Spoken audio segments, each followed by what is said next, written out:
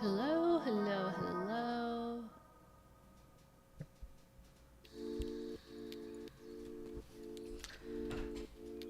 Happy Sunday, December 29th. I'm just sending a post to my Mastodon followers to let them know I am now live. If you use Mastodon, pixel.kitchen is my instance. I'm the only one on it. My username's Jen on there. Today, we're gonna paint. I'll show you some paintings that I've done, and I have a page left in my book, but let me lower the background music a bit. And let me know if how the audio is for yous. Because this is live, so if you're live, thank you for joining me. And if you're watching this later on, also thank you for joining me then. My name is Jen Schiffer. I am an artist, software engineer, mostly artist these days. And I have one page left in a very special watercolor pad. And I figured not only would I show you what was in the pad, but I would save the last page so I can paint with yous. The candle of the day is a Jen Schiffer original. It is a honeysuckle scent in an organic Greek olive mix jar with yellow wax. It's soy wax, honeysuckle scent. When I was growing up, when my family moved to Jersey, we moved to this apartment complex that had bushes of honeysuckles, and the kids, we would like chew on them. They were delicious. And so I love that scent. It's delicious to me, even though it's a flower.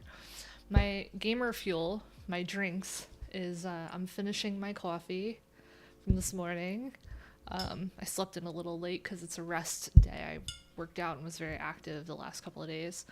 And then some sugar-free iced tea. So important to stay hydrated. And yeah, let's take a look at what I want to show you. So let's see. I've never done this before, but I have a camera in front of me. This is the desk in front of me. And yeah, let me show you. Okay, so this is a Muller. I use the flattened stuff, but it's also for making watercolor. I also have to get used to the fact that the camera is here and not in front of me. Okay, so I went to a watercolor workshop a few years ago, put on by someone from Case for Making. Case for Making is a San Francisco store that hand makes watercolors and also does all sorts of cool wares. And I picked up their grid paper. I don't think anyone else makes watercolor grid paper. And I didn't just pick up the 1/4-inch graph paper. I also have the whole collection, the whole shebang. I got all of them. I've been to the store in San Francisco. That's where I bought fluorescent watercolor, which I didn't know existed. But for this one, this is the inch squares, or it's a little over inch, I think, that I use for my paint swatches. Actually, I'm going to be using paints from those first 2 pages. So that's really cool. And then I also, let's see. I haven't used this much yet. I will move to it next because this one is the one that I've been using the past few weeks, that I'm down to the last paper. And I love it because if you know, I make watercolor pixel art, and this is letting me do watercolors without having to draw a grid. So let's go over the pages I had so far. So here I freehanded some eggs, and all of the paints I used are from a mix of the Kuretake Gansai Tambay paints. This is not one of their palettes. I mixed two palettes together, which I'll get into, but yeah. Anyway, freehand eggs, some flowers, freehanded. Then I started looking at old digital pixel figures that I had on my computer, and I was like, let me make watercolors of them. So this is a figure that I cropped and did. This one is a regular motif of mine. That's a boobie, my boobie. This is an old portrait I did of Puma Greg many years ago. Longtime followers will remember when I had an Etsy shop and I sold some custom pixel drawings, one-of-a-kind pixel drawings, and I had a Puma Greg portrait, and so I freehanded the fish. I did this with the regular Gansai set, and I didn't like the colors too much, so I went over it a little bit. But then I got the Art Nouveau kit, which I really enjoyed, and that really is where I started making more of these paintings. So here is a frame from a GIF of me crying. This is me with the tears welling up from a long time ago.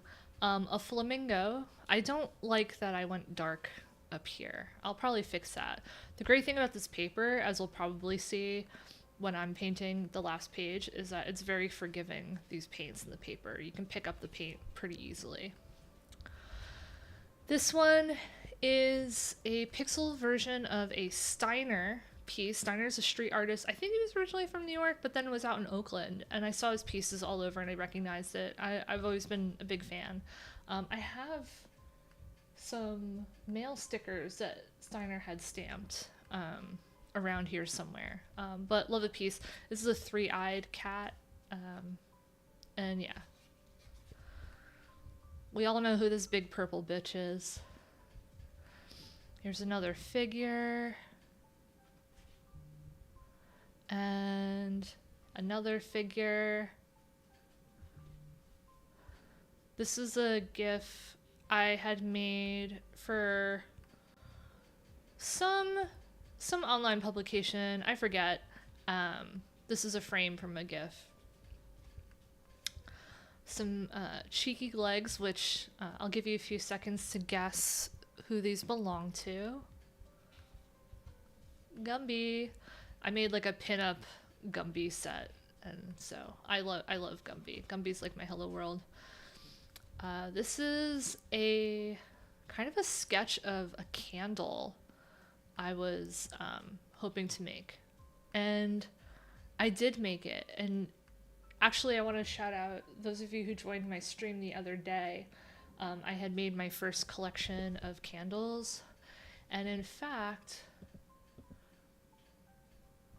if you go to Live Laugh blog, I posted all the photos of those candles from that collection, but I had done this earlier in the month, and so I've already made more candles since then. But it wasn't until after I painted this candle here that I started making them again. In fact, I have it right here. Bloop, bloop, bloop. Live stream exclusive. Here's my candle.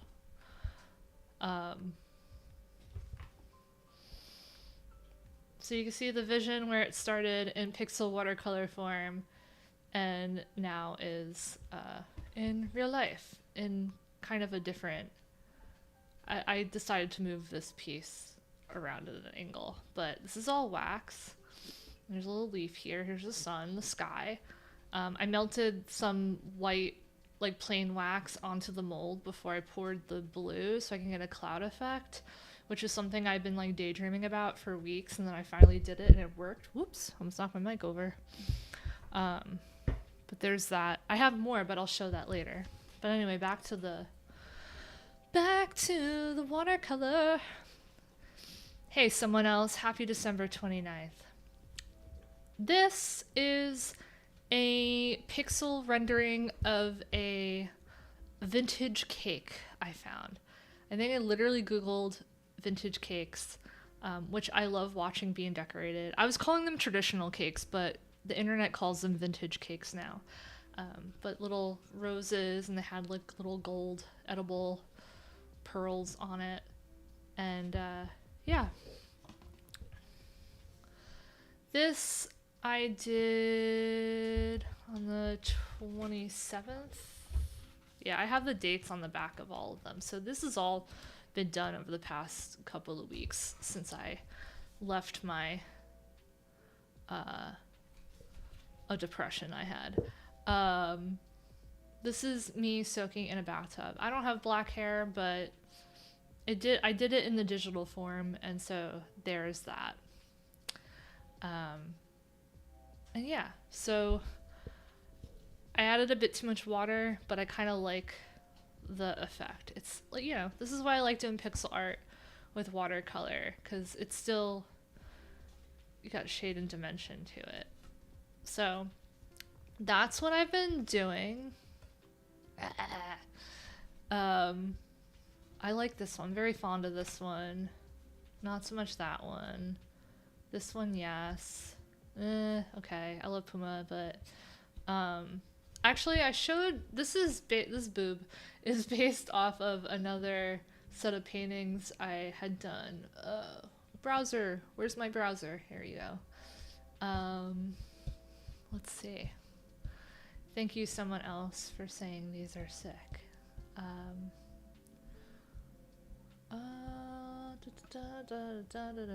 This is my blog, Live Laugh blog. Brighton boobs. There you go. These are hanging in my bathroom. I made these. So, you see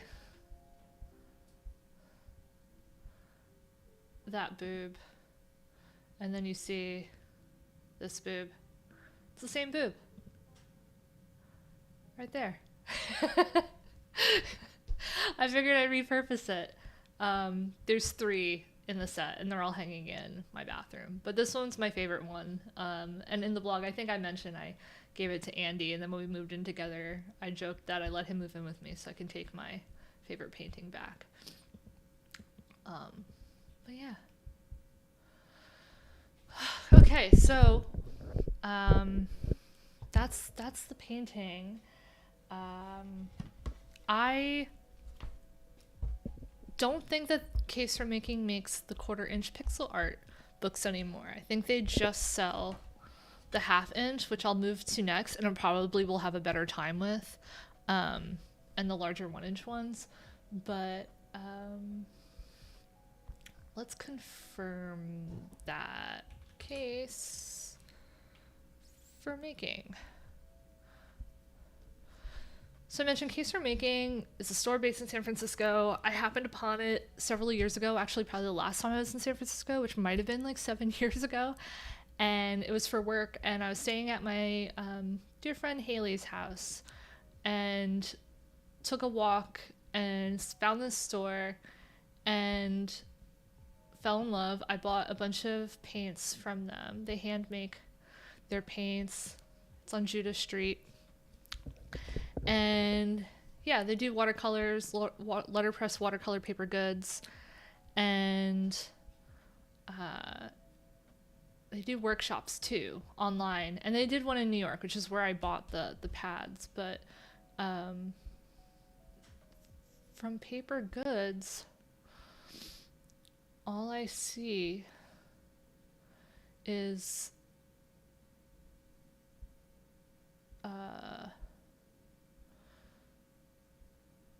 6 inch by 6 inch, 1 inch squares. I don't have this one. And then 1/2 inch. I do have this one, but they don't have the 1/4 inch. And I'm gonna email them and ask them if they plan on doing it again, because it's really nice. It's like letterpressy. I'll show you the texture on the last page. See?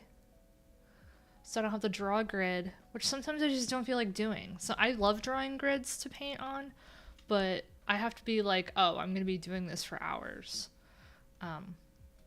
And this is nice to just get up and go. Someone else, have you ever done any with masking tape for super clean demarcation? I do. I actually use a lot of tape. Not necessarily, I haven't used it on this paper because this is just supposed to be like me painting and not like being precious. But I do airbrush painting and that uses so much fucking tape. And I'm still trying to find like the tape I like the most, but I can, let's see, I have like this required tape. This is just a sketch, a doodle with airbrush I did. And that of course requires tape because you can't do airbrush with crisp lines like that without tape. Here's another one. Another sketch with, these are with liquid watercolor, so I just did like a swatch of them there. But when it comes to like the borders of paintings, I try to just stay in the lines when I'm doing like an actual painting. But yes, I have done that. But I am on the hunt for better tape because it's either too sticky or not sticky enough, or it's expensive, and it's just gonna like get tossed. And yeah, so what I do is I keep a bin below my desk of scrap paper so that if I wanted to mask anything and not use so much tape, like if I had a larger surface area, like just like a lot of like, this is like the cardboard that separates the layers of wet food cans for Puma Greg, my cat's wet food. Things that I like cut little pieces, and I do use these old like stencils that I've used for airbrushing or for watercolor.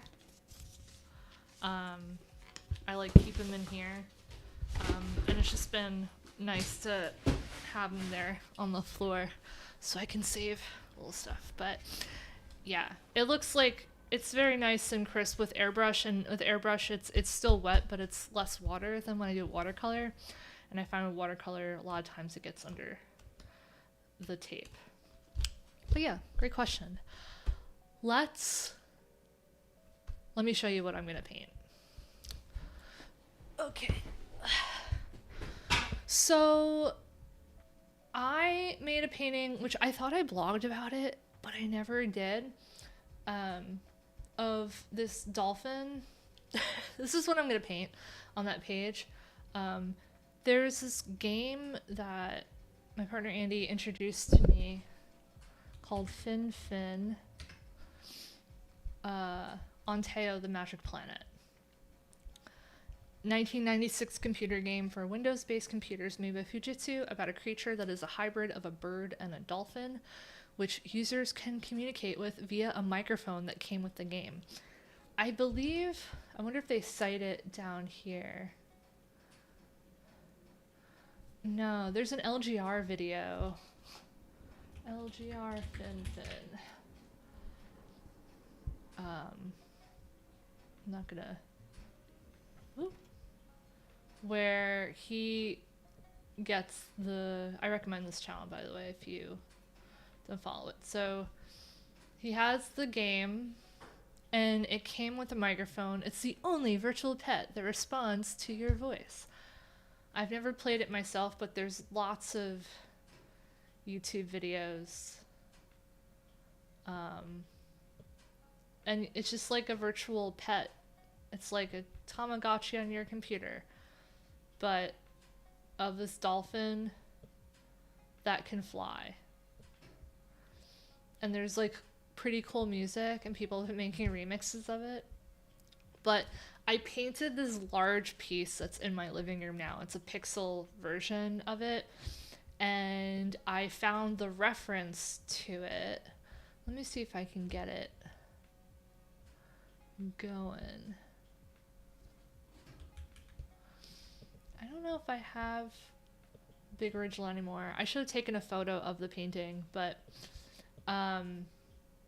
this is what I'm gonna be painting on the last page of my thing. So let's see.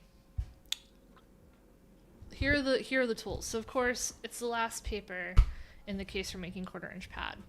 The paints I'm going to be using, I've been using for all of these, is the Kuretake Gansai Tambi paint.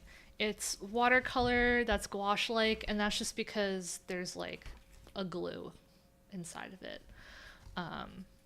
So they're affordable watercolors. These this is like the set I think I got like on sale for like $20 or something like that. And this is, so it's Japanese watercolor, that's why it's different from normal like affordable watercolors we have here. But this is not the actual set. This is a mix of 2 different sets. So I have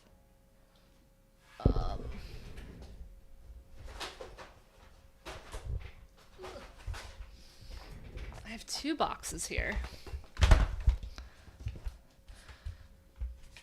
So there's a standard box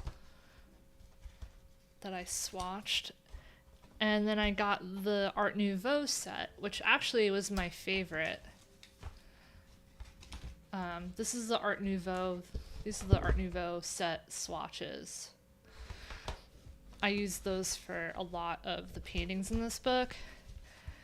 And then here are the swatches for the regular set, or set A, which are more the primary colors, but they don't perform, they're not as like gouache to me as the other ones. So there's the regular set there. But what I did was I took the most versatile paints that I liked of the 2 sets and came up with this like custom palette of the 2, because you see these take up a lot of room. So I didn't like having them both open, and so this is my set. So these like names here do not match the actual colors, and like for my swatches here, I could point out which ones come from the Art Nouveau set. So vermilion, coral pink, saffron yellow, alizarin crimson, pea green, ivy green, billiard green, cobalt turquoise light, Mars yellow. Let me mark that. I know that came with it. This is how much I've been using this palette. I know it's been nice practicing with it, because now I know all the ins and outs of what I like best about it, and I learned that through going through this pad. But this is the palette that I'm going to be using, and I have my paint water with a little paint puck, which don't get that if you have the option. It's expensive and you can probably just make a better one.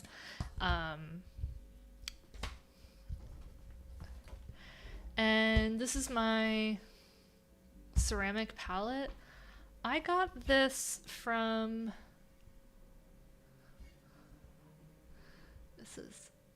you can't see it. It says Sunday Studio.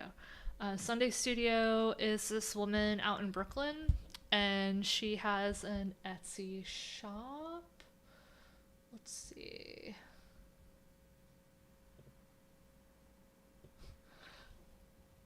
Sunday Studio, Etsy. I was just looking for like a funky ceramic palette. That's not who. Man, Etsy is a hellhole. Anyway, Sunday Studio ceramics. You can search it and find it, I'm sure. But this is just paints in a box. There's no space to mix stuff. It does have this like sheet, protective sheet above it, but I don't use it. I just use this. And you can tell this is all from the past few weeks of making this. And I'm not gonna wash it. We're gonna see if we can reuse some of it. So let's see. I want to figure out what is the best way to have everything fit on screen without me dropping anything. Because I got my microphone, I got the camera in front of me. Oh, I'm sweating.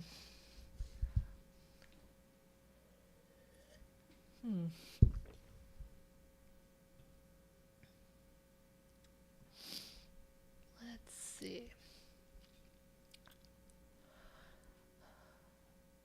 Someone else, thanks for joining. I hope you have a good New Year too. And thank you for the good energy you put out into the world, or at the very least on my stream. Thanks for joining. Okay. Oh yeah, paintbrush. We need a paintbrush. Let me show you my paintbrushes. I keep them in a pepper jar. So my favorite brushes are the Princeton Velvet Touch. They're like the red ones. They have them at Blick. Except the thick boy, the wash, is like a clear acrylic, which is nice. So I have a bunch of paintbrushes, but these are the ones that I keep on hand. And then also I have two brushes from Case for Making that came with the workshop I had done. It's kind of falling apart. That's partially my fault. I guess I kept them wet too long, but that also only ever happens to my Case for Making watercolor brushes. And so I don't know if I would get brushes from them again. I just washed these yesterday to prepare for the stream, so yeah. And then I have this like little liner, which I haven't used enough, but I'll get to it. But my go-to brush for pixel art is the size 6 chisel blender. Little YouTube moment here. This can also be used as a lip brush or a brow pencil brush. And that's just because it's got the square end and it fills in. It's just about a 1/4 inch. If I wanted to be more precise, like I would for a regular painting, not in a sketchbook, I would use the size 4 flat shader. So it takes a bit more work, but it's less precise. Look, I'm painting POV. You are my paper and I'm painting you. So I'm gonna go, I think I'm gonna start with the size 4 because the Fin is by far the most complicated of the paintings I've done in this book. And then if I get bored and I'm like, this is taking too much work, I'll get sloppy with it with the size 6. And then when I have like a large area, which the Fin backing does have, I will just use this is a size 6, I think. Size 8. This is a size 8 round brush. If you have any ideas on how to like fix the like lacquer thing, I'm not gonna, like, and not with resin, because I don't do resin. I don't need an added hobby. But I'm wondering what's the best way to, like, I don't know, maybe just pull the rest of it off. I don't know. Anyway, so we're gonna take these out.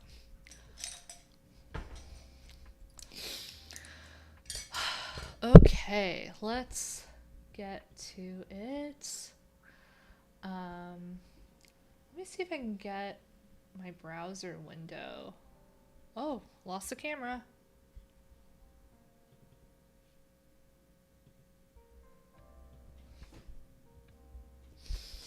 Da-da-da. Where are you? There we go. Hopefully that doesn't happen again. Let's see if I can... I'm gonna add a window. I've never done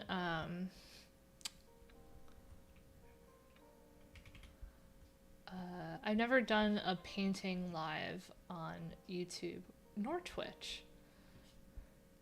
So let's see. I'm gonna add a new source to my screen.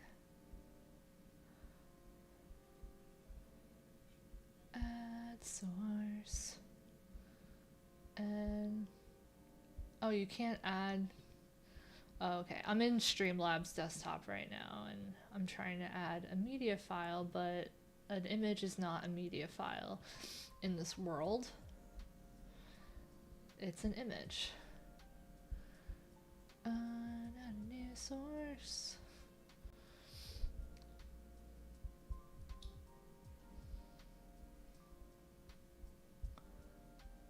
It's so tiny. Oh, that's not gonna work. So the thing about the pixel art is I normally use Ace Sprite, or I use, in the case of FinFin years ago when I made it, I used Photoshop. But I also use make8bitart.com for a bunch of stuff. That's my in-browser pixel art editor. I just want a window. I just want a window.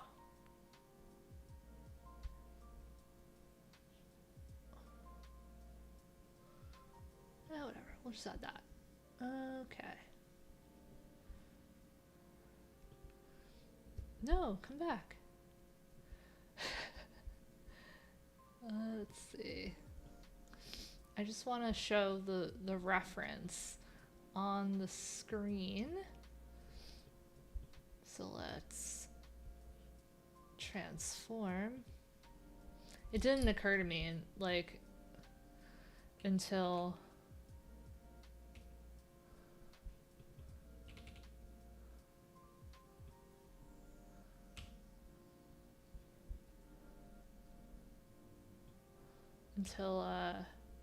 I started this. I was like, oh, I should crop and add the reference. So I'm just transforming it so that you can watch it while... And also, by the way, I made this FinFin painting, this pixel art. You're welcome to paint it along with me as well. So here we go. Let's...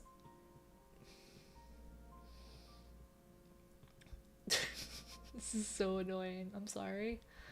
Not my fault. I didn't make Streamlabs full to use. Let's just put it up here. Cover my flowers. Okay. So that's what we're painting. Okay, so the first part of doing a painting is hemming and hawing for a bit over where to get started. I think the easiest part would be to start mixing some colors that I know I want to use. So I figure let's start with the... Ooh, I'm pointing at the FinFin paint. There's this original painting is FinFin in front of a sunset. And the way I do pixel sunsets is that like kind of gradient of pinks into yellows. And so that top color looks quite similar to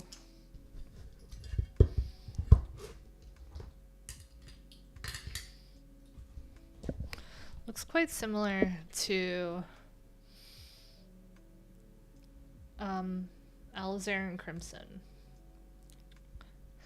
And then that bottom one looks pretty close to coral pink.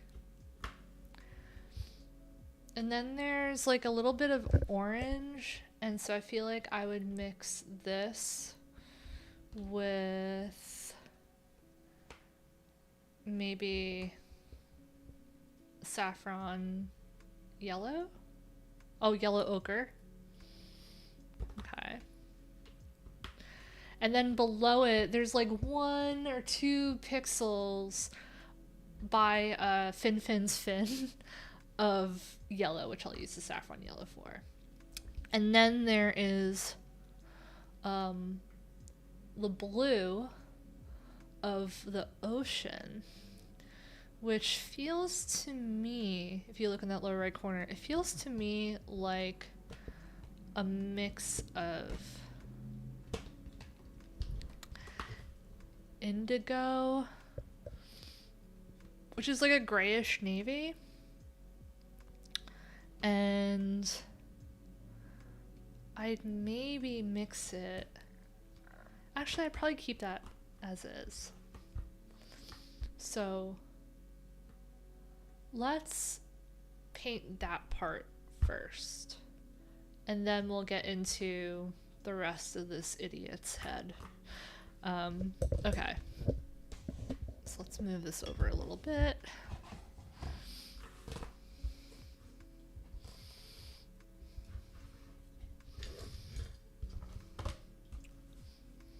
Let's see if I can get my tripod to, there you go. Okay, so I'm going to start off with the size 8 brush because this is a big pattern. Whoop, microphone drop. And I'm going to open my reference on my screen so I can see it better. Wait, what happened?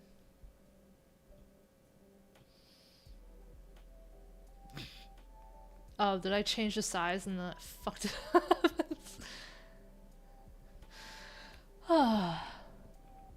There we go.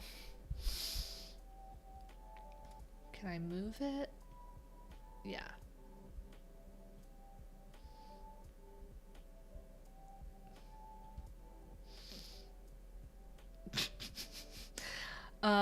It's so silly looking, this dolphin. Okay. Let's dig in. So let's starting with the top. So I know that the top of the painting, the first rows. Oh, I know what I gotta do. So the bars of color on the top are 5 pixels down. So we have 5 of just a solid bar of alizarin crimson. 5, with the exception of like the top of his head, of a mix of, or of maybe a mix of the alizarin and the coral pink. And then 5, with the exception of where his head is at, of the mix of the coral pink and yellow ochre. And then those like 2 pixels of yellow ochre, and then the indigo down in the lower corner. Let's stop talking and start painting.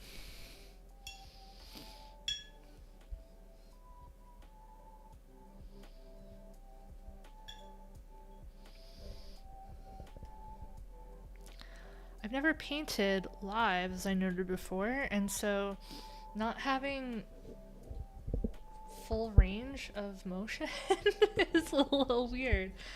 But this is just like a sketch, so when someone else was in the chat, they had said to use to use tape to mask to get clean edges, and I said not for this book. I just kind of wing it because I can, and it's easier because with the letterpress it kind of catches. This sometimes works against your favor, but sometimes it catches the color from bleeding before it does bleed, or if you do a little bit too much, it does bleed to the next square. But it still looks cool, and that's kind of why I love doing watercolor for my pixel art. It's supposed to look like watercolor that just happens to be pixel art. I call it where like I have my digital, you know, like pixel art is just seen as always like digital. I call this analog pixel art. And if you go to xoxo.com, you can see some of my paintings. I haven't updated this site all that much. But look, you see I fucked this up. There's like some water there, but that's okay. I'm painting over that anyway. But this paper is very thick. It's cold pressed, so it's got that texture. But these paints in this paper are very forgiving. So I always keep like a paper towel. This paper towel I've been using for all of these paintings. I've made a lot of mistakes. If you just like clean your brush and wet it, you can use a paper towel to lift it up, and it's like nothing ever happened. And that's cool. I love that. Okay. Let's do like a little bit more of another wash. You also notice that if you do watercolor, normally you can use like a spray bottle to activate like all the paints that you're using. But because of the formula of these paints, it's like, again, I mentioned it's kind of gouache because it has glue, which I'm pretty sure is animal glue or some sort of gelatin. So these aren't vegan, these paints, which I didn't realize until after I got them, so I probably won't ever buy them again. But if you spray them all, they're all gonna dry. Like, they dry quickly in the pan, so you'll end up using like a lot of water. What's nice though is that because like these are Japanese paints and they tend to use large brushes in traditional Japanese painting, and so these pans are big and can handle like a big brush, which is really nice. Okay, so there's that. If I wanted to, I don't normally quick dry the paints in this book, but if I wanted to, I have my airbrush, but I don't have my compressor. I didn't turn the compressor on, and I don't want to because it's gonna be loud. It's gonna sound weird. But yeah. Anyway, the next thing we're gonna do is that second band of color up here that I'm pointing to on Fin, and I'm going to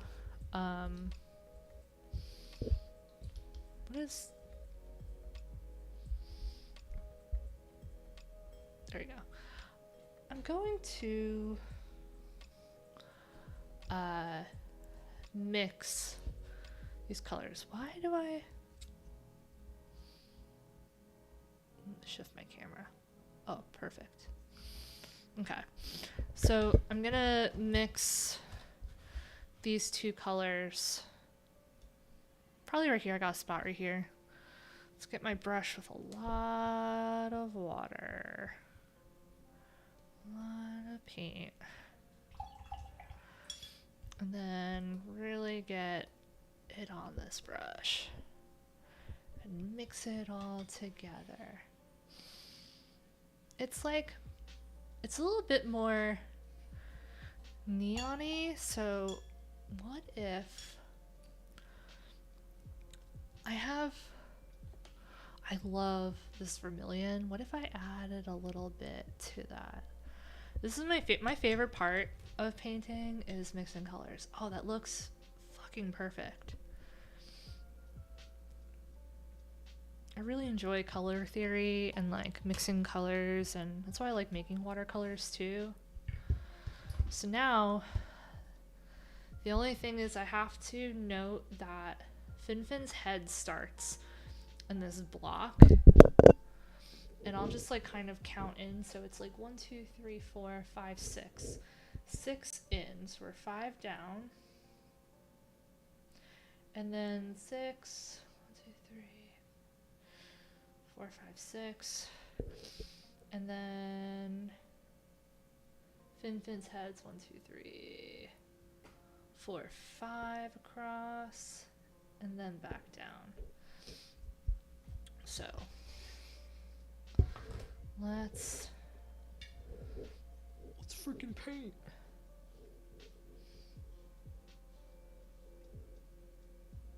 Cool. Normally I don't have to flip the paper around and haven't been, but because my range of motion is limited by nature of me streaming, I do have to move things around a bit, which I know tells me I'm going to be making a lot of mistakes, especially when we get to the complex bulbous head of this singing flying dolphin.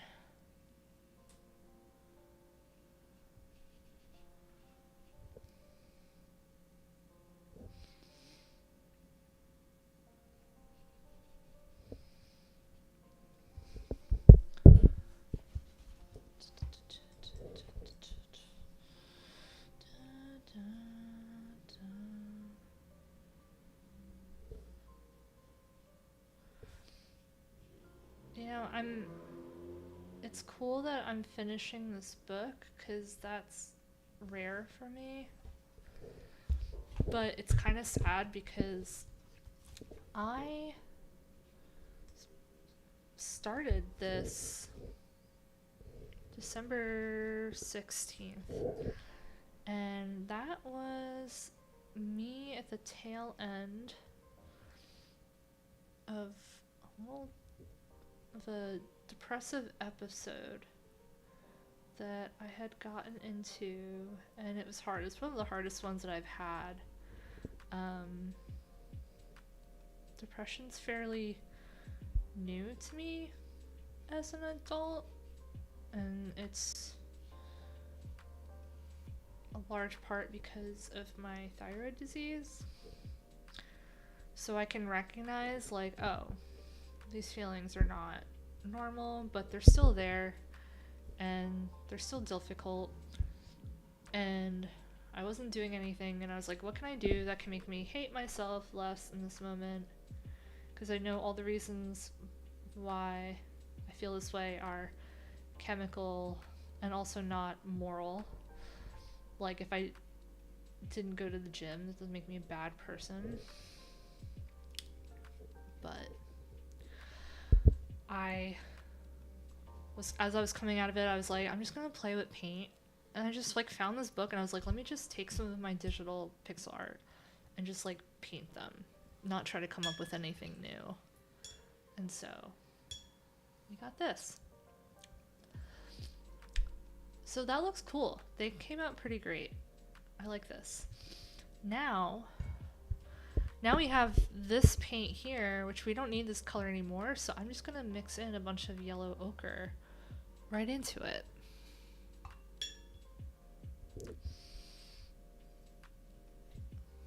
I don't think I've used... I don't think I used much of that. I got some paint on my dust pad, now on my finger.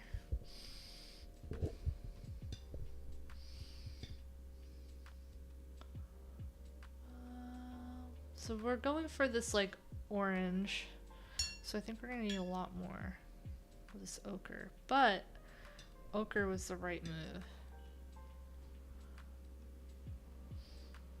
Maybe maybe I'll add a little more of that vermilion. Just a little. To give it that neon look. Oh yeah. I don't know. It's the lighting here is not going to be helpful, but looks good to me. LGTM. Okay. Now we're getting down to having to pay more attention. I'm going to put away these paints. Oh, I still need this for, those are for parts. Here's my indigo. Okay. So my microphone's gonna fight me on this. I know we're gonna go 3 down on here, 2 down, and then 2 across.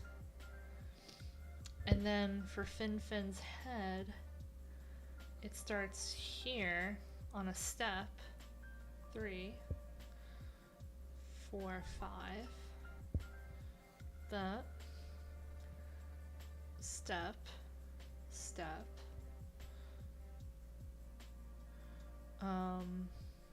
Okay. Something's off. Okay. 1, 2, 3, 4, 5. Step, 2 step, 2 step. There we go. And I'm gonna now move over to the size 6 chisel blender. It's just a square. It's about just under a 1/4 inch, which is what these squares are. So let's prime that up with water. It's my color. And let's rock and roll.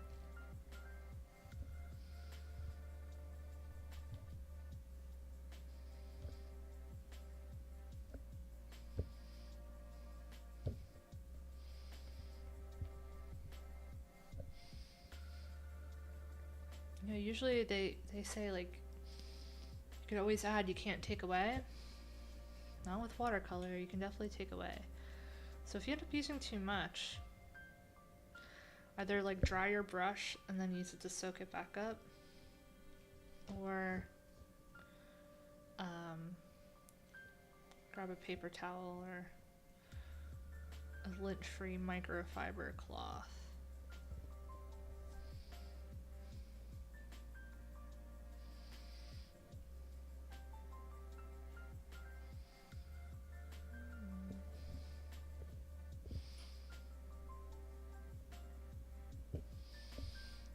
Just take advantage of the size of the brush. And if you weren't working on a letterpress pixel grid, kind of using the brush to eyeball the grid might be helpful. Let's see, I want to put my finger down here as a guide, but sometimes like my ring will go on it. I want to make sure I don't, if I mess it up, I can always fix it again.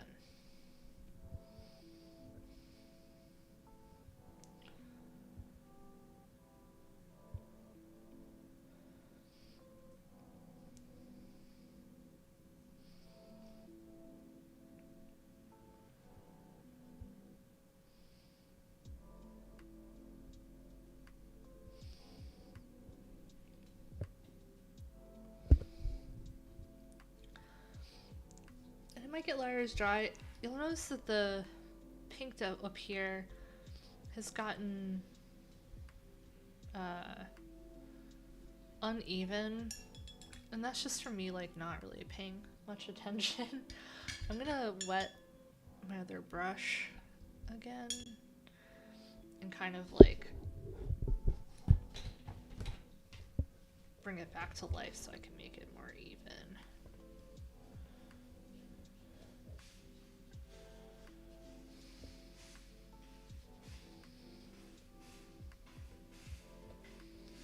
Because then there'll be a better contrast between the pinks and this orange.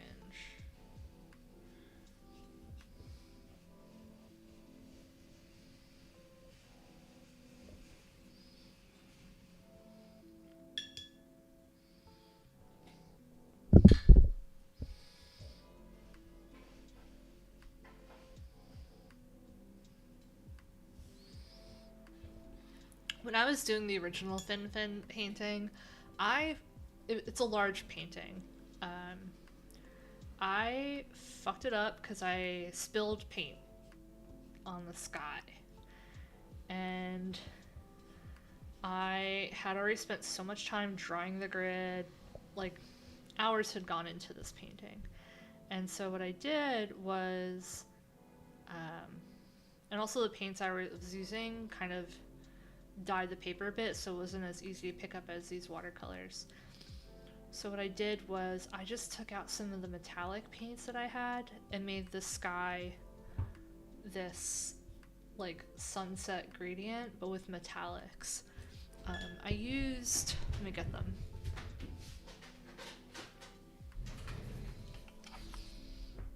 I have these Fine Tech, this paint palette. And these are the colors I used for the sunset. I'm so glad I happen to have these paints. I got these, I don't know why I got these. It might have been an impulse purchase, probably. I saw a shiny thing, I needed to have it. And also you know what? I probably saw these and thought sunset. And I love painting sunsets. So they pop out. You can get like individual pans at Blick. They're expensive though. They're like $6 a pan. But like you can tell I like went pretty hard on this one and this one. And that is, you can tell it matched the colors back there. Hey Poch! Poch woke up in time for this. I'm painting Fin Fin, the flying dolphin. YouTube chats don't show timestamps, so I can't tell when you said that. Actually, can I hover over the chat and see? I don't know. You're gonna, I'm making a moderator.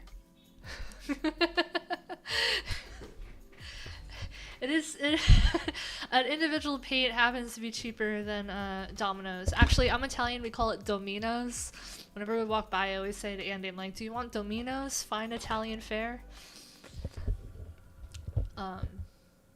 Okay, so we got, this is where the big idiot's head goes, and here's his fin.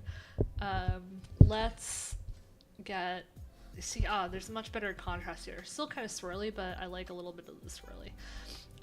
Let's do these two yellow pixels that are above and below his fin, and I'm gonna use the smaller size 4 flat shader because I want precision.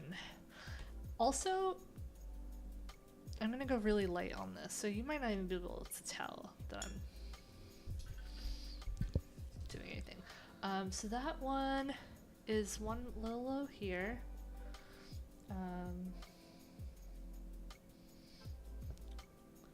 So this one's yellow. Get some more water on that. I'll like tap on my palette. Just that's why like there's like a lot of this is me tapping to like get paint off the brush. I really should have my apron on.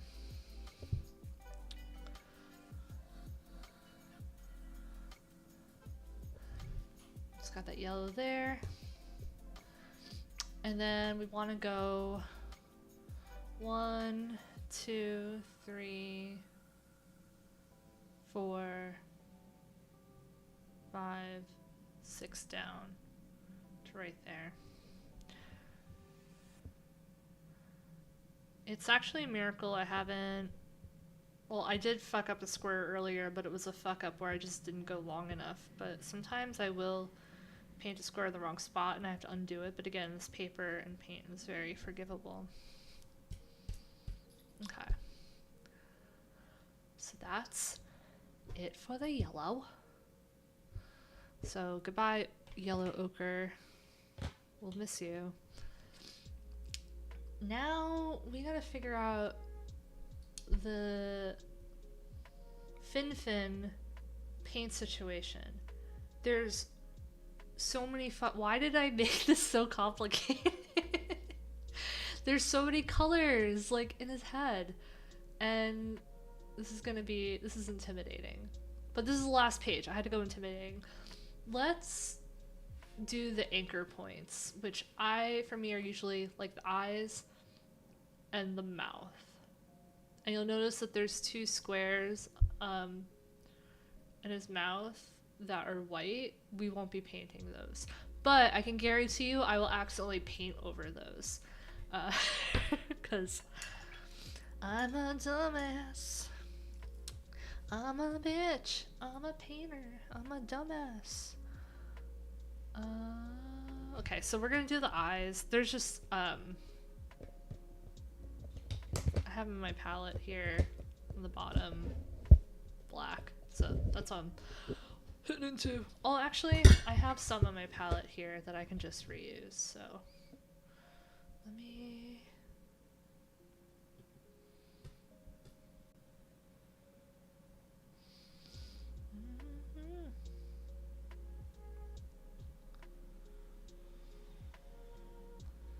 Wait a second. I thought I had a window with the reference open, but it's just... There it is. Okay. I'm afraid of moving my browser window because then it will mess up the reference window that I got there, but... Okay, so... I'm also using the size for this, so I'm just going to tap into the black that I already have. Reduce, reuse, recycle. Here's a good time for me to tell you to like and subscribe. If you like painting with an amateur, professional dumbass, amateur watercolorist, see, it's very nice and precise, but took extra work.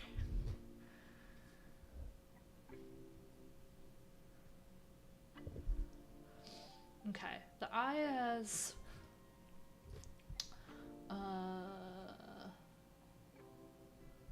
like 9. 1, 2, 3, 4, 5, 6, 7, 8, 9. Has 9 squares between it. 1, 2, 3, 4, 5, 6, 7, 8, 9. And then I counted 3 times. So I don't fuck it up. I think it's here. Whatever, we're going for it. It's also why I like working with watercolor. Even if it sometimes stains the paper, it's more forgiving than any other medium. I've never gotten into... I have acrylics, but I never really done acrylic stuff. I'm trying to like not add more art supplies to my thing. That's why like even with my like watercolors, I use liquid watercolor to airbrush. I use this to airbrush. And on Black Friday, like had a huge sale, so I got a box of like all a bunch of like different like most used colors. And I use liquid watercolors to make some of these airbrush sketches I showed earlier. Just goofing around. I just started this little sketchbook.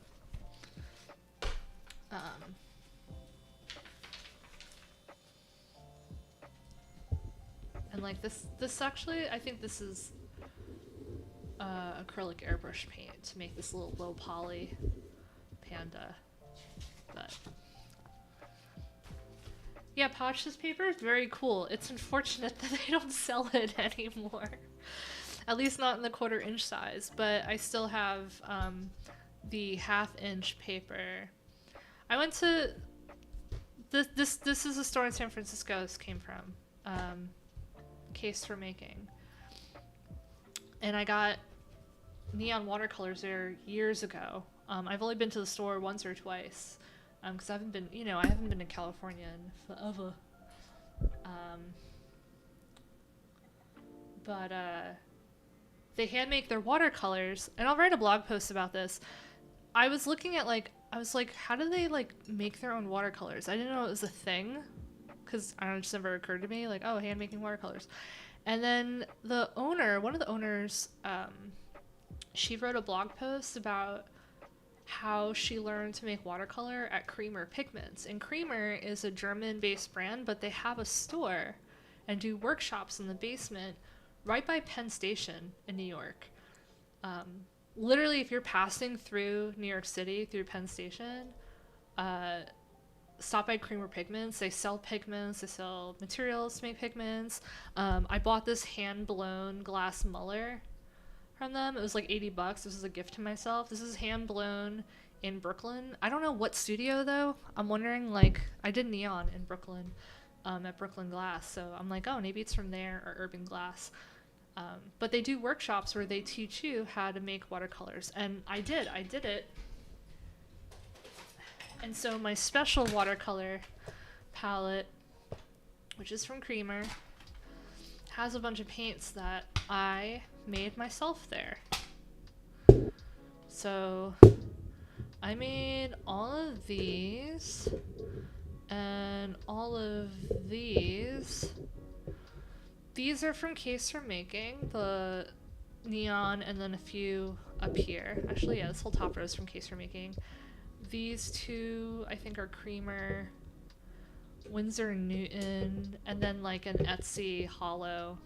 People will make and sell their custom watercolor. I'll probably make watercolor on a stream because I haven't done so in a while. I just gotta go buy more binder, which I'll get from Creamer because it's somewhat local.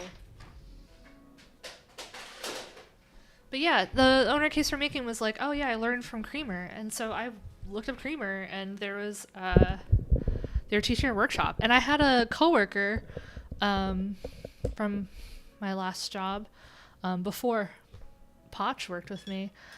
We had a sales team, and there's this woman on the team, Katie, who's an incredible artist, and I invited her to come with me, but she forgot to get a ticket, which I didn't know, and so I was like, oh, I'm by myself. But it was still a fun time. And I got not only a beautiful watercolor palette out of it, but a new skill and a new love for the medium. And the binder for watercolor, I haven't made my own, but I would like to try, is water, glycerin,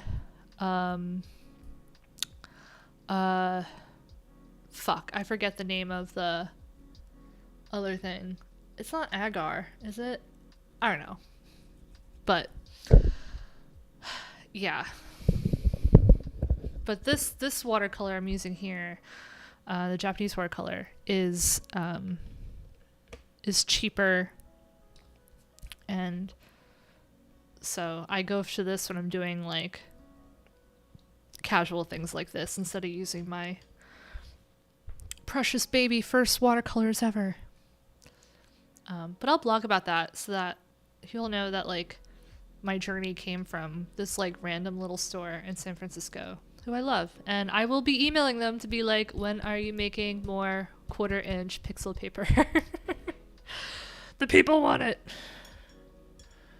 How long have I been streaming?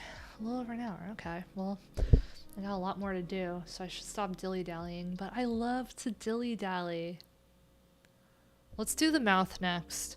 So the mouth is quite like that first one we used, the alizarin crimson, but a little duller. One darker, one duller. Now what I can try is doing the whole mouth in this, but like very like washed, like very watery, so very light. And then doing the divot of the tongue and the edges in just straight up. That's why it's cool that this paint is like gouache. I can do that sort of thing. So let's start by mixing a bunch of this up. I'll tap it here, my palette. And let me wash. Let me get a very light amount. This microphone stand is pissing me off. I'm going to figure out this situation real quick. Okay, so we got the eye as the anchor here, and then the mouth starts next to it. There's dark blue there, and then there's dark pink here, and then there's dark pink here, and then there's two, and then there's the edge of the mouth here, edge of mouth here, and this is the light pink. So that's how I map it out lightly with a watercolor. So let's fucking roll. Do the whole thing. I'm back to using the size 4, the smaller shader.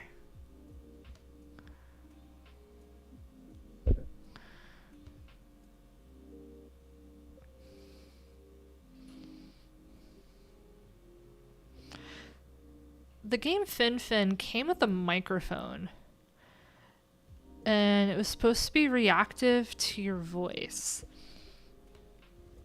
I never owned it again, but you can imagine what the quality of microphones and computers were in 1996. I was 11. I'm turning 40 in less than 2 months, by the way. What should I do for my 40th? What should I make people do for me for my 40th? This is...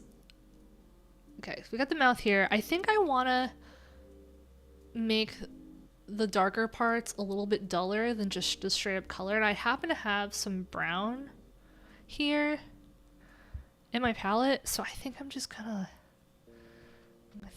steal that and make it like a duller mauve-y kind of. This is like my standard lip color because I'm a 90s kid. Let's see. I wonder if it would make sense to zoom in.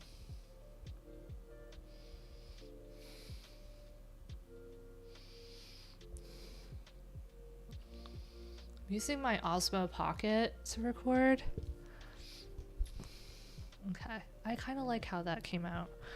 And then we're gonna do that here. Just happy flying dolphins.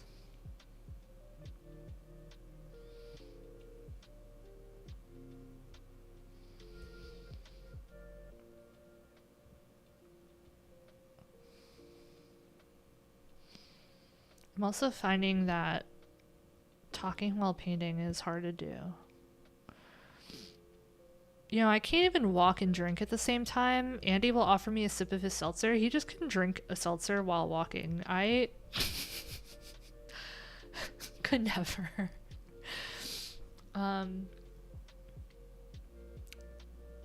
That's good enough. So now we gotta do some mixing because I'm seeing, let's see. We've got, I'm trying to count how many fucking colors I made this dumb dolphin's face. Okay, let me take a sip of water. I do, Potch, I have to take the paint out of my mouth to talk. I have like my microphone here and then the Osmo Pocket next to it. They're both by my mouth. I might as well put the brush in my mouth too. So anyway, okay. Let's go from darkest to lightest. And I'm going to take out my... This is my like junk sketch pad where I'm like... I'm doing air dry clay and I'm like planning things to make with it. So that's why I have this out. Okay. So here's what indigo looks like. So at its darkest is kind of like the dark of Fin's little belly and right above his mouth. And then if I do a lighter wash, that's kind of the water, which is why I took out the indigo in the first place. So there's that. But then there's an in-between those two that I think I should introduce a different color. There's 1, 2, 3. I see 3 dark blues. So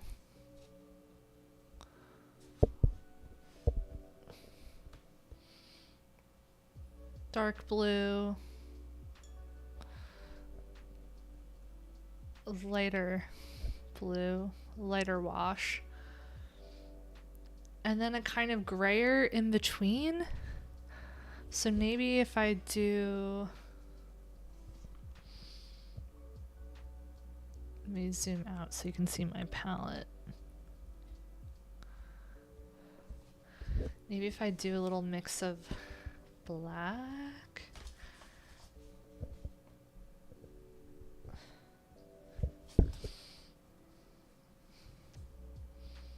Oh no, I hit the black in the pan. I want the blue.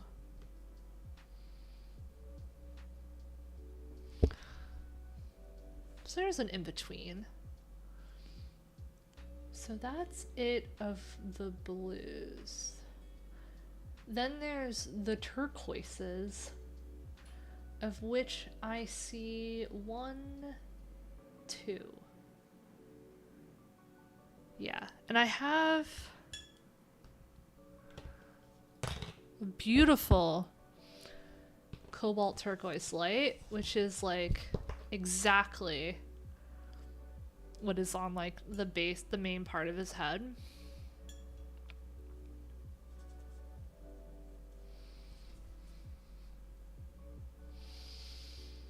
And then I want like a darker version, which might be a mix of that and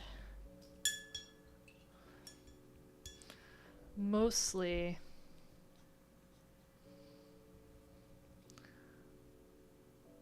the indigo, mostly the turquoise with little indigo blue. Again, fortunately with watercolors, this will be easy to do some glazing, which is like when you put a layer down and then you put a layer on top of it, which has a beautiful effect, especially with pixel art, I found. Let's get started with the darkest blue, which is above, right above the tongue and below the chin, and then there's some pixels below the fin. Put that there. So we're going to use the cobalt, indigo, some of the black on my palette, and let me take one more sip of water so I can focus. Oh, I hit my tooth with my bottle. That was the worst feeling ever. My front teeth are fake, so it's always devastating when you feel that although my teeth are fake, they're probably stronger than natural teeth. That's what my dentist said, so, but still, I don't believe her. Let me zoom in. Blip, blip. Okay, so the dark goes the entirety over the tongue right here, so let us... I should probably spin my palette around.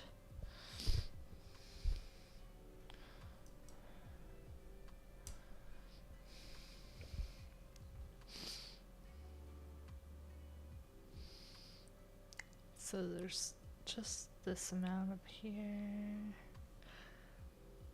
Again, I'm just going with the 4 for the rest of this painting probably, because the talking is distracting me from changing tools, but that's probably for the best. Sometimes I like to just do a little whoop, because sometimes, because this is letterpress, depending on how watery you've got the watercolor, it doesn't get in all the crevasses. You gotta get them in the crevasse. Okay, so then there's a medium blue here and then a dark blue here.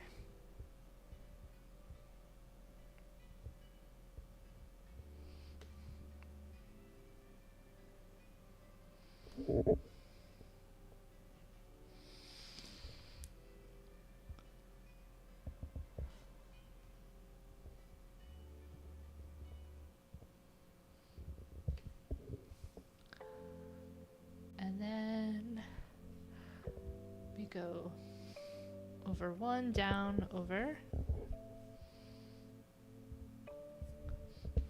I should not keep my finger there because then my camera focuses on that and not the painting. I just finished my coffee, and when I'm done with this painting, I'm gonna go out for another coffee. How exciting. And then there's 2 here.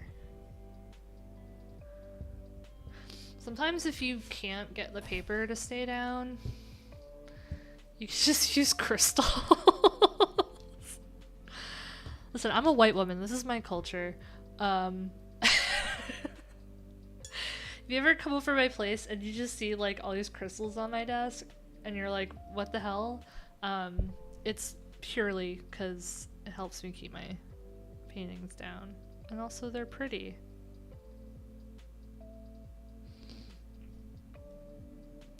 And listen, if they connect me to an alternate dimension, that's just a happy accident, I guess. Okay, so I definitely painted way over the line than I would like, so I will be going and fixing that when I do the color that's like above it here. I think, whoa! Nope. Ah! Get back over here!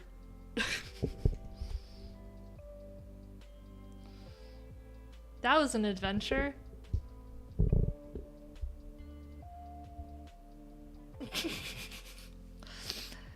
House tour.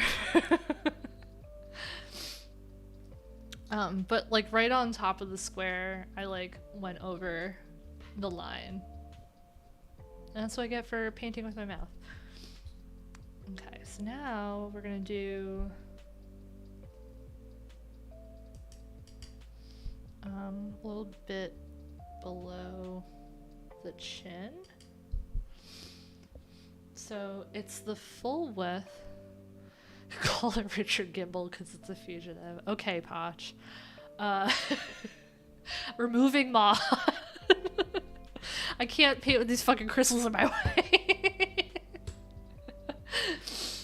Okay, it's this line here, the full width of the mouth.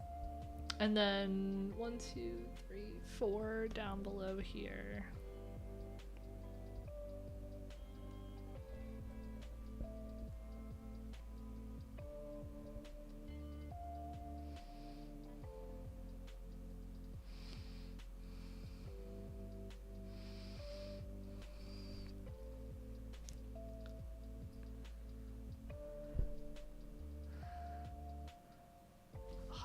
move this. I gotta.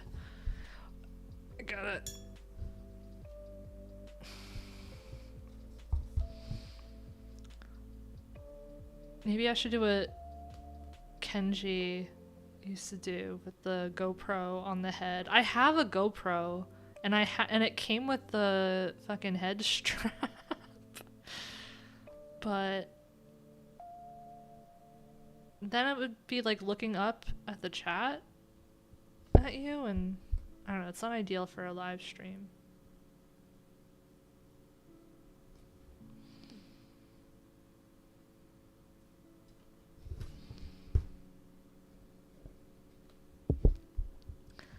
Gorgina. This is our son. All of our sons. Here's what I mean where I painted well over the line on this. So I'll show you how to fix it. I'm gonna actually I'm gonna use a cleaner brush. Normally I use the sort of filbert. I don't know. Get my little paper towel ready, and I'm just gonna paint over the line where I want it to be fixed. And I take a paper towel and I pop it over, and it lifts the pigment right off the paper. Gorgina! Look, it's already looking like a dolphin that can fly.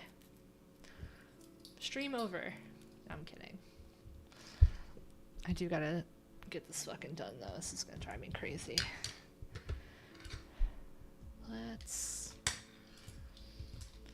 I'm doing air clay so that I can make a thing to rest my brushes on, because this palette's got 3, but it's only on one side.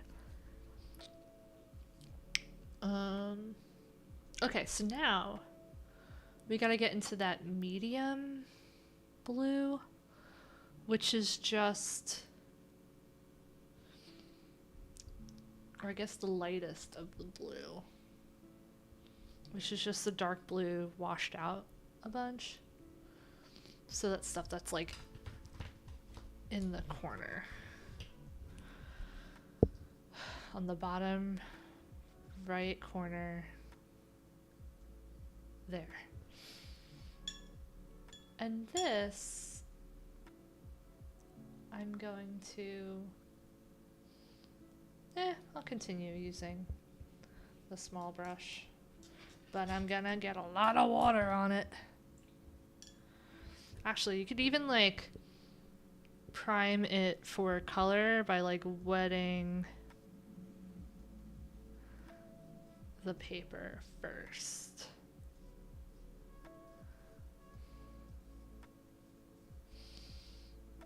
Even if it doesn't have enough color on it, and then putting the watercolor on, then adding pigment. Although this is kind of nice. And that might be how I leave it. It doesn't have to be pixel perfect. God. YouTube bans person with no following on here for saying dumb joke.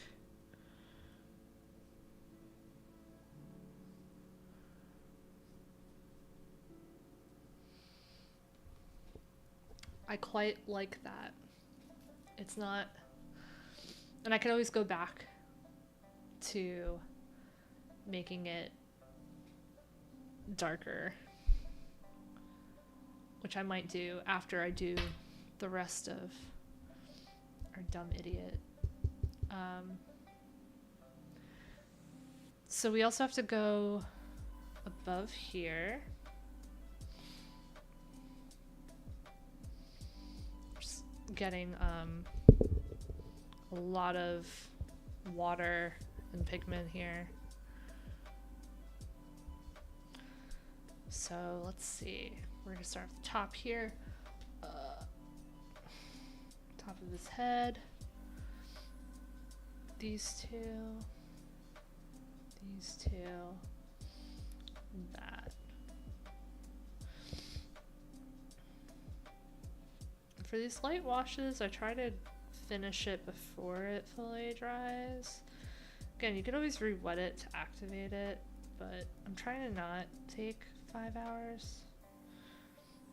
Again, I usually paint the stuff much faster. Actually, no, that's a lie, because usually I'm stoned. I'm not stoned right now, because it's only 2:33 p.m.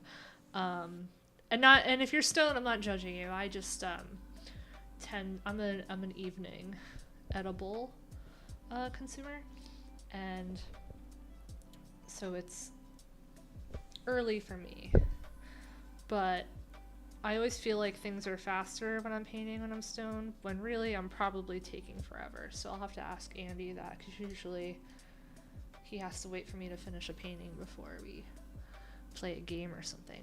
Andy got me a Stream Deck for Christmas, so now we can game in the bedroom.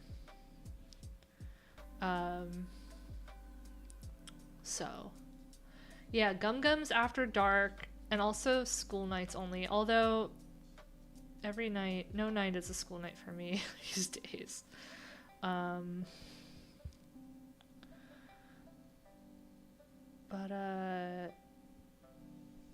Yeah, we got a Stream Deck, and we've already played a couple of games, finished a couple of games from the bedroom, because we have a Roku in the bedroom and not a PC.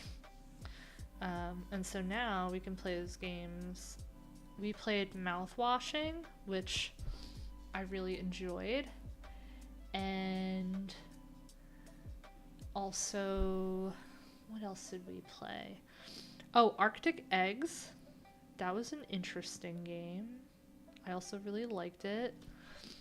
I mean this in a good way. I know it's gonna sound bad, but if you told me an AI made that game, I would believe you.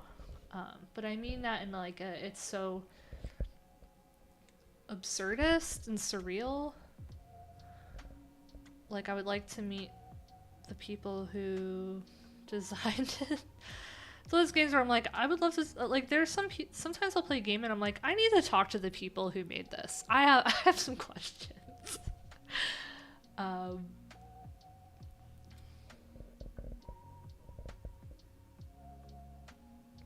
That one was good.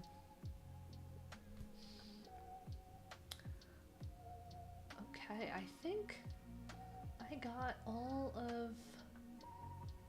God, you should see, I'm gonna show my webcam. This is me when I'm looking at my reference on the computer. Anyway, going back to the I think I finished with that blue. Now we have that in between, and so I think for that I'm going to maybe just add more. Oh, I think it was like, oh, I'll add like a little bit of black to the wash. Oh, did I accidentally add a green? Whoopsie. This is what happens when your palette's got so many fucking colors on it. I'll never wash it though. Well, I'll probably wash it if I end up doing paint with another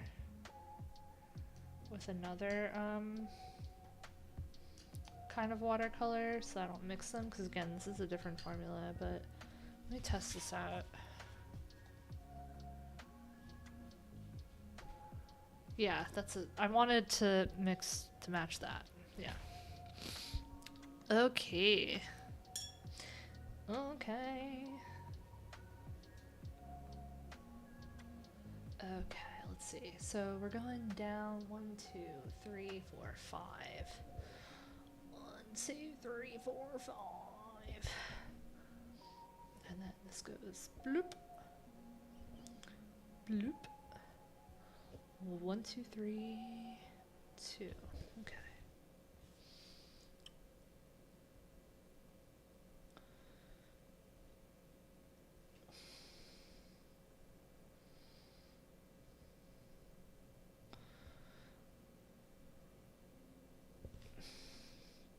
Fun fact, I know what those drones are. flying over New Jersey, and literally no one's asked me. So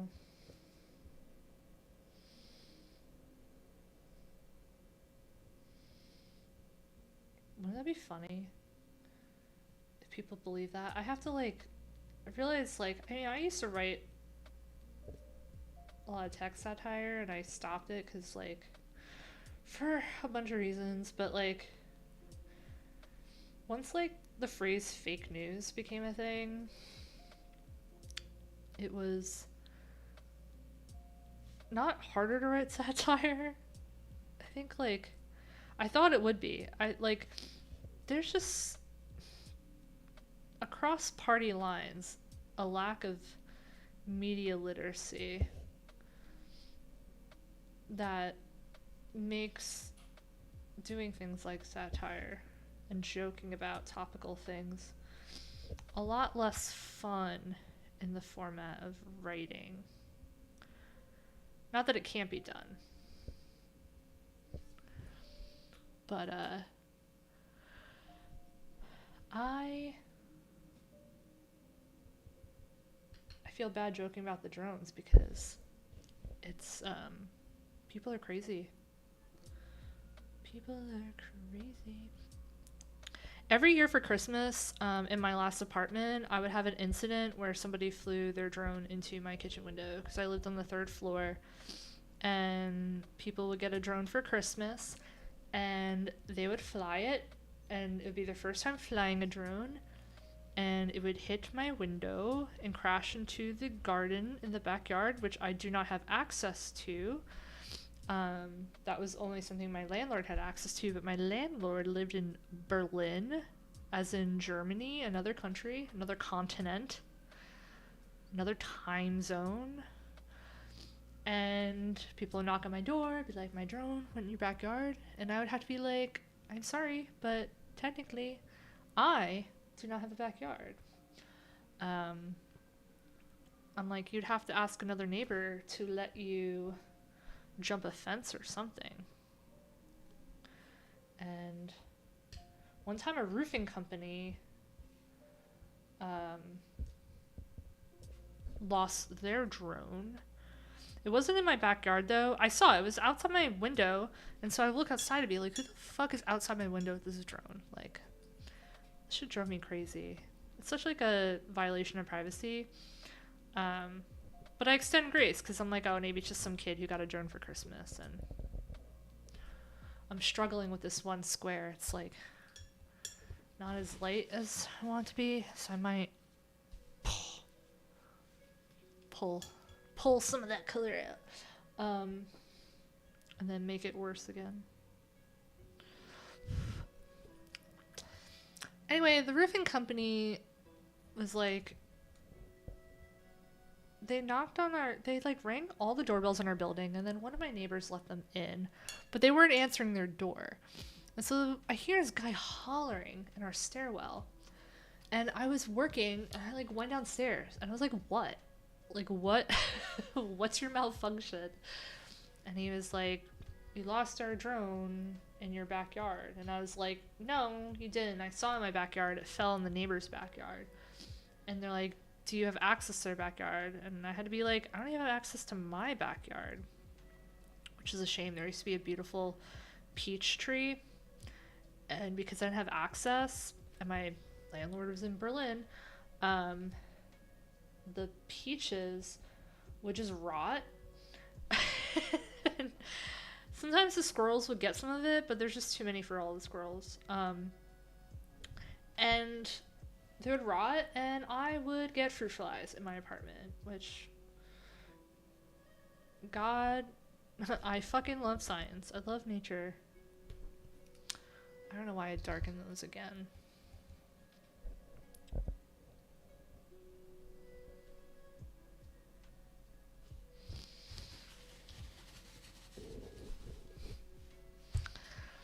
So, I told him, like, you're SOL. And then 10 minutes later, there's another drone outside my kitchen window. And it's zooming around. It's like pointed at my window. I worked out like during COVID, I like worked out of my kitchen most of the time. And so yeah, it was like there outside my window. And so I went down there and I had to put pants on, hard pants, and be like, in so many words, and I'm not proud of this, but I had to say that I will get physical if you do not stop pointing that drone in my window. I'm gonna be pointing that drone at my fist. This is probably along the lines of what I said. And he's like, oh, sorry. A year later, it was like, this is happening like maybe around winter time or getting into winter time. During the summer, a neighbor next door posted on the app next door that after some snow had melted or they're doing yard work, they're like, I found a fancy looking drone. And I was like, it was definitely those guys. It was definitely the roofer's drone. I remembered I had kept the card of the guy who he was like, because if you find it, you let me know. So I actually DM'd the person next door and I was like, reach out to these guys. They were looking for a drone, which was very nice of me, to be honest. But I mean, it was no skin off my tits whether he got his drone back or not, but I know this shit's expensive. And he was just doing his job, but my gosh. Anyway, it's just like funny how precious people are being about what's in the sky when it's like, this shit's been going on for a while. At the very least, whenever the one time a drone hit my window, it smeared a bunch of like, it looked like shit, but it was like dirt and soil, and it was clear that they had just gotten the drone and they had dropped it. I'm talking with my hands outside of my camera, and I was like, oh, I should talk with my hands in the camera. But yeah. Anyway, that is it for Indigo Blue. Indigo Blue can go back in the palette. Thank you. Gratitude.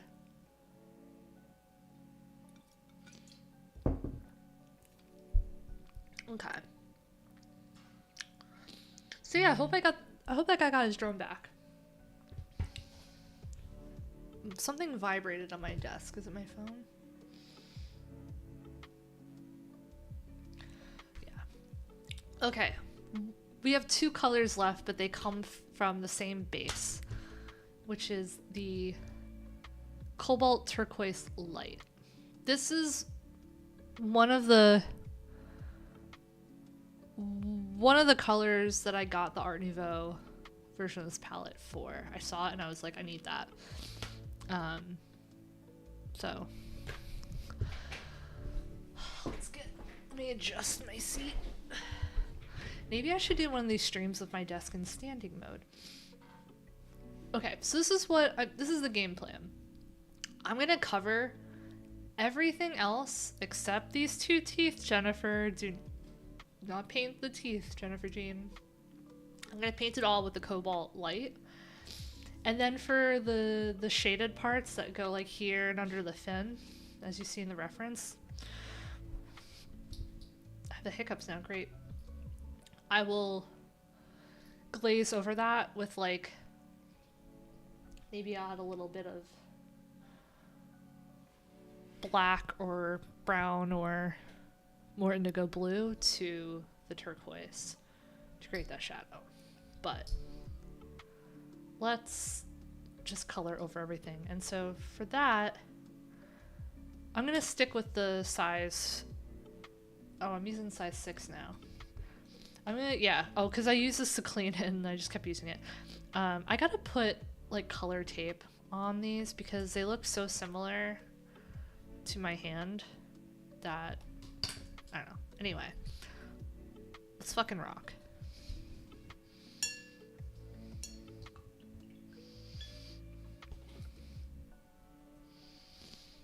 And you'll see I can get like a ton of water on this to activate it, and it's gonna dry so quickly still.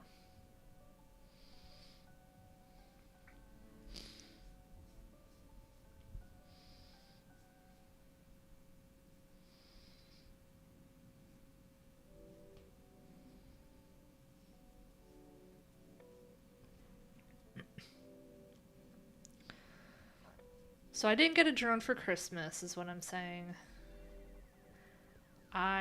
We got our Steam Deck. Andy got us a Steam Deck. I got us new bedding, new bed sheets. My duvet cover was pissing me off. For those of you who don't know, my job these days is gym tan laundry, except not tan, therapy. The T stands for therapy. And this duvet cover, we had the buttons kept popping off, and I am just like, if you're gonna spend a ton of money, if you're gonna spend a good amount of money on high quality bed sheets, like, the buttons should not be fucking popping off. And so, yeah, I got us new sheets, and we got the Steam Deck in the bedroom. Basically just, you know, pimped out the bedroom. Mouth washing is a really good game. It's kind of spooky, and Andy told me the premise, kind of the premise of it, and immediately was reminded of the show Red Dwarf, which was a Britcom my father and I used to watch, where a garbage dumping truck was sending garbage to space, and then it got lost for a very long time. And there's one human, there's a hologram, there's a computer. The hologram is just a person with an H on their forehead.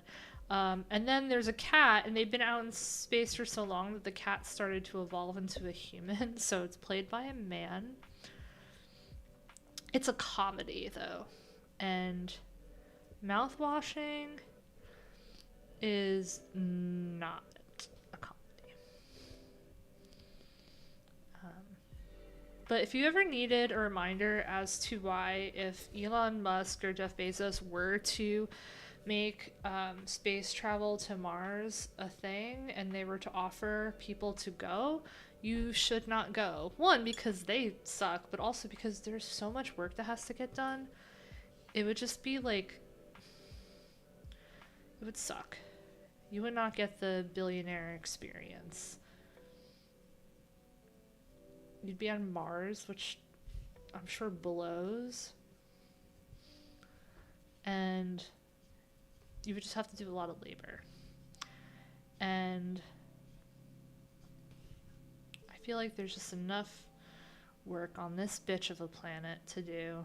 Why would I do labor elsewhere?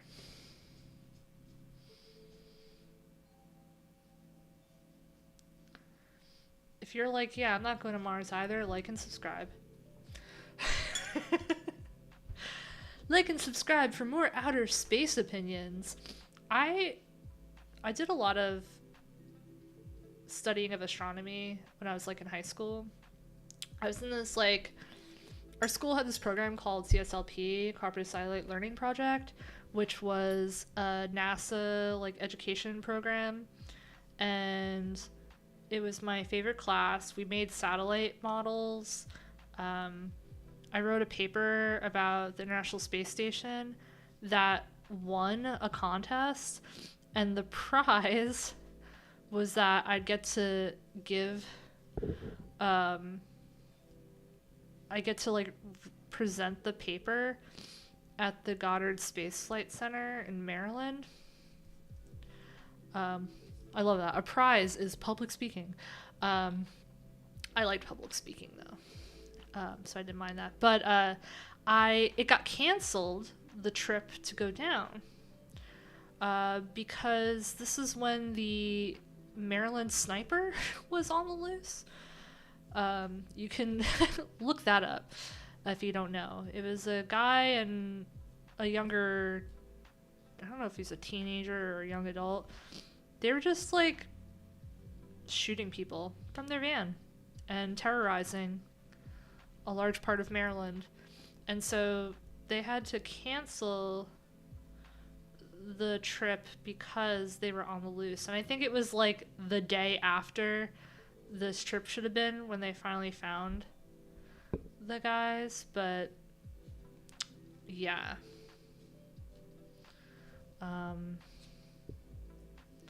Life is a highway. And every day is a winding road. Did you? I painted over the tooth. I told you. I told myself. I even used my full name not to paint over the tooth. And your girl did it anyway. So here we are. We're going to fix this. I'm going to show you how easy this lifts off again. I'm going to get my brush really clean. And it's this square here. I'm going to just agitate it with the...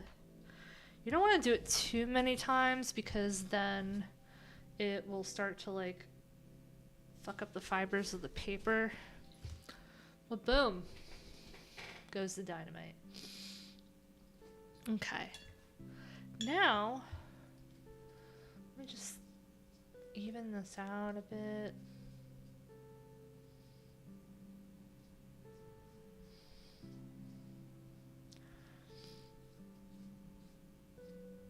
Potch, if you're still here, I gotta tell you, I really am enjoying YouTube Studio.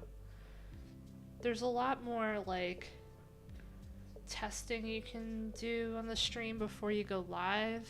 I don't know if Twitch has that now. I haven't been on Twitch in a while. But I am liking the experience. And also just getting the stream started and being able to use the last stream's information. I've only started streaming personally on here recently, but when I was doing the streams for Glitch, where's my turquoise? Here it is. We used YouTube. In fact, I was terrified when I started streaming. I was like, I have to make sure that I don't have the Glitch stream key. That would have been hilarious. I would have had to text Jen like, sorry, but it was all good.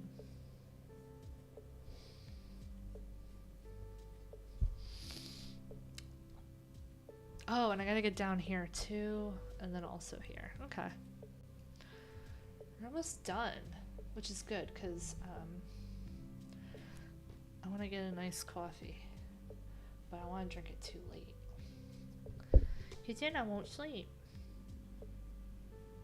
I'll sleep, I'll just have weird dreams.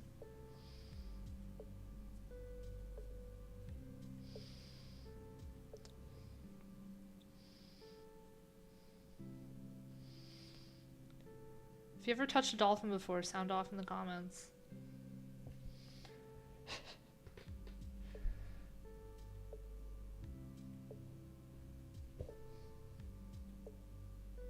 I love the phrase, sound off in the comments.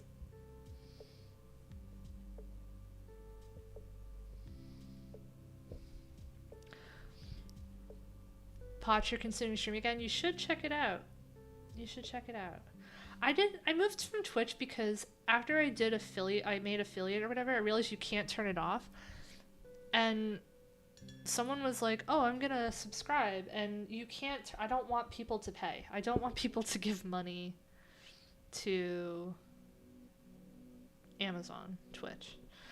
And then also like ads and stuff. I just like didn't realize that was gonna happen. Maybe I knew and I just was ignoring it. I don't know. I just was like, you know, and I didn't really build. I had like 400 something followers on there, so it's not like losing out on too much. Damn, this blue down here tried really light. That's fine. Okay, now we gotta do the shading. And I think that what I'm gonna do is get a bunch of this onto my palette here.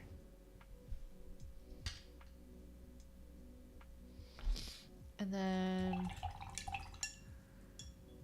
maybe add indigo? Let's see what happens if I add, oh, that's not, that's blue. I don't know.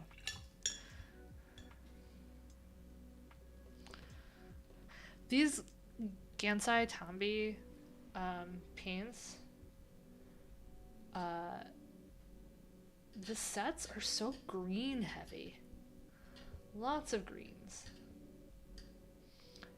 Not a lot of blues, but there might be other sets I don't know about. They come in like sets of 12 or like 48. I mean, the 48 one, I see like YouTube videos of people in like their hauls and they have like the 48 set. It's too fucking big. It takes up so much space.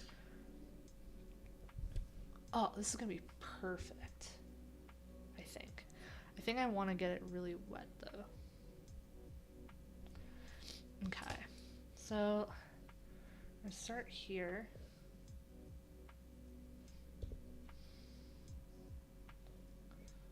And then just 2 down.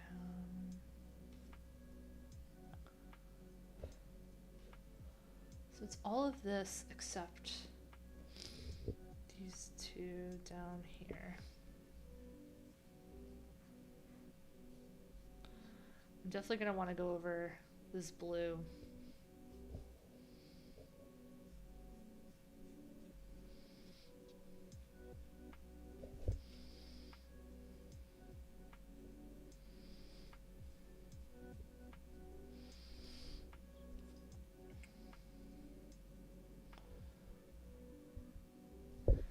And then this one, it's all of these except this one little dot here.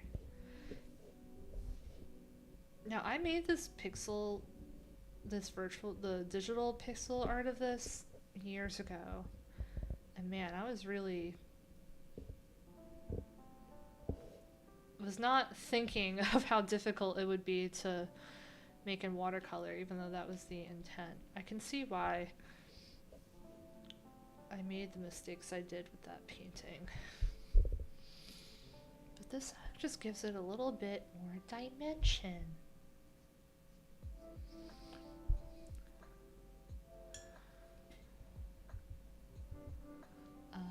Let's see. Just 2 above the eye here. And then 3.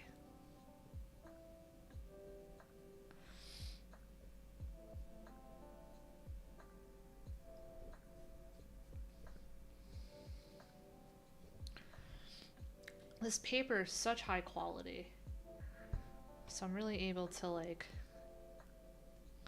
get a lot of glaze and pigment on it. So then we get to the fin.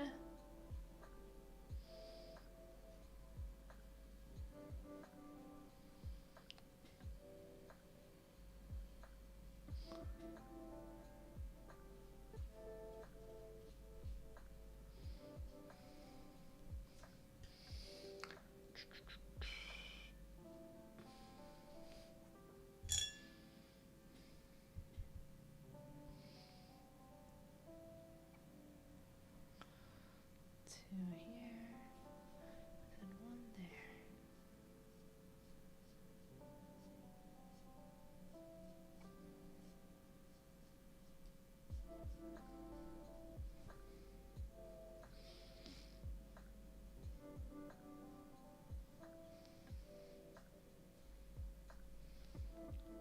Then when I'm done with this book, I gotta somehow represent it on my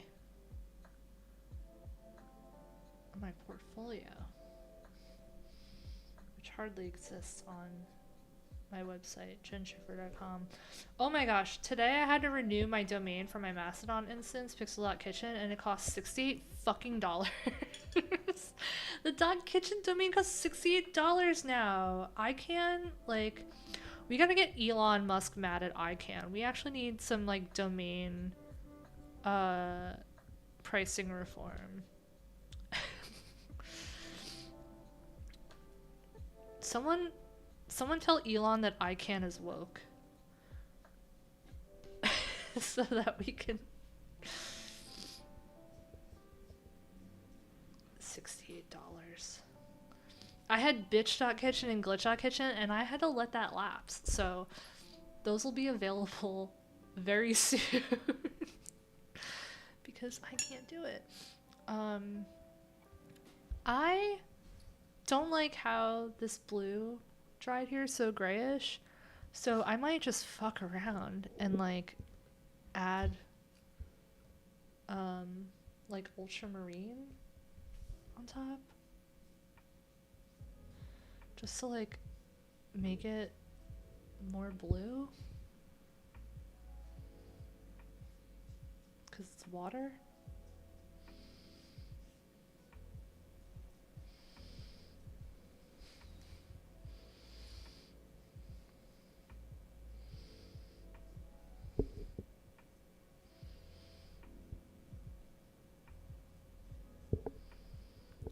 That's nice.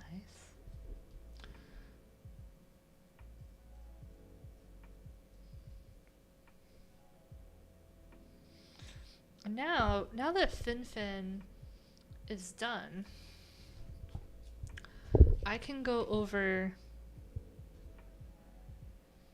the things I don't like about this and fuss with it. Ooh, ooh. Wayne's World.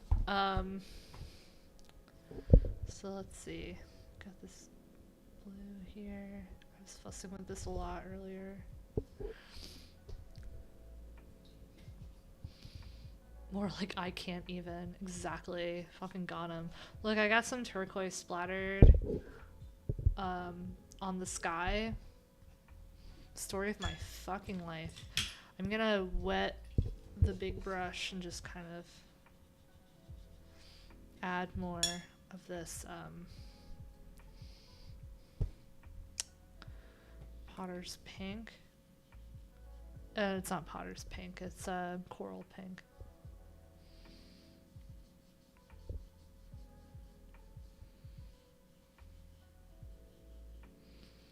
Just to even this out.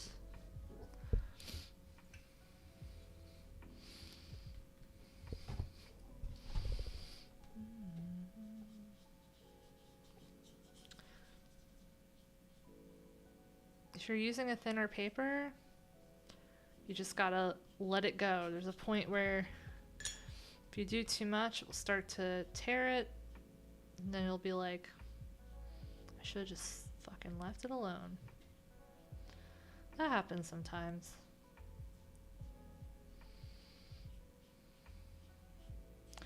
They always say use 100% cotton paper, like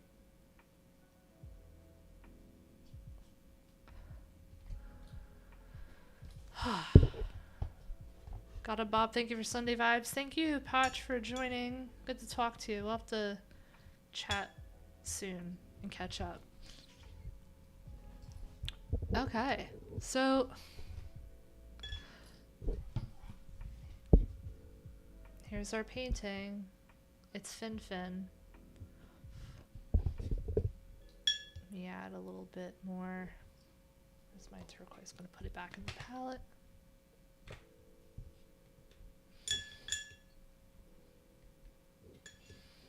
To like even it out his head a bit.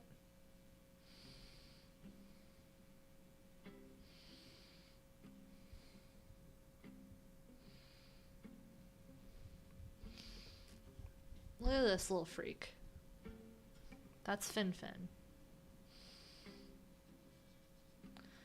He flies, he squeaks, he sings.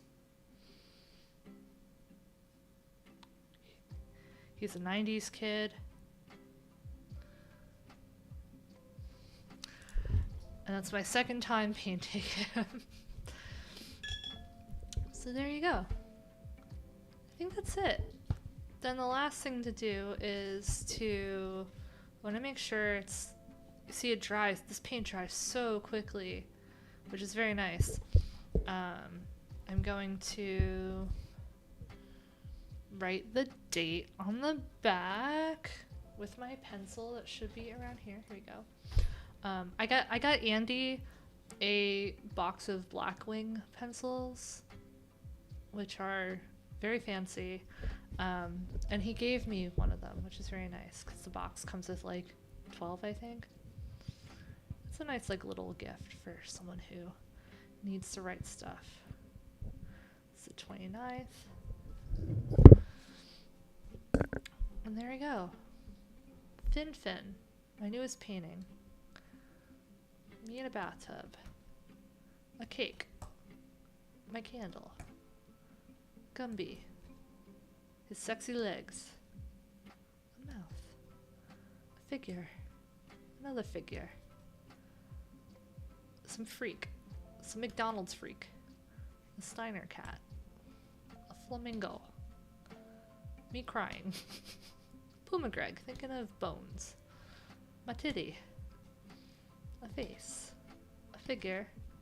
Some flowers. And some eggs. That's 19 paintings. I don't know where the first page went, but that completes my case for making watercolor paper.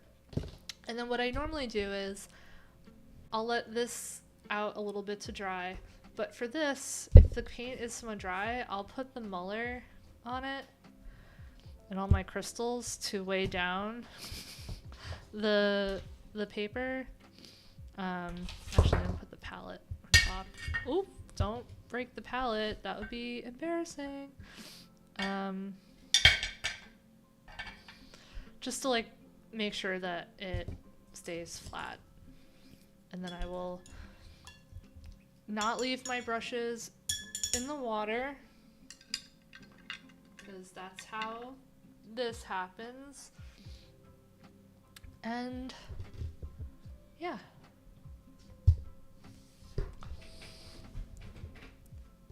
If you stuck around, thank you. If you popped in and out, thank you. And if you're watching this later, thank you too. This is a lot of fun, and I have an alert coming up saying that there's laundry to be done, which I set for myself. Thank you for joining me.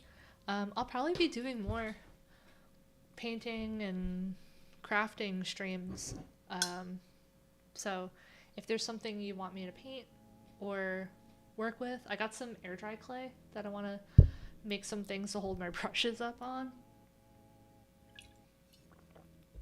Let me know, but I'm gonna go get some coffee, finish the rest of my Sunday chores, and I'll see you on livelaughh.blog. Bye bye.